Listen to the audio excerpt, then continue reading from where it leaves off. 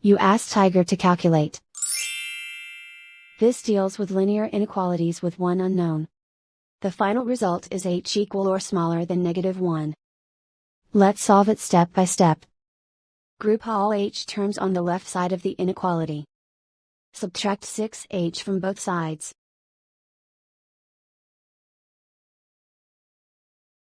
Simplify the arithmetic.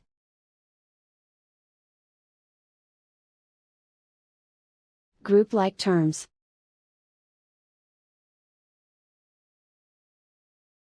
Simplify the arithmetic.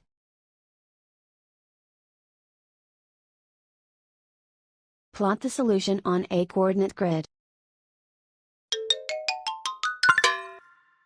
And so the final result is h equal or smaller than -1.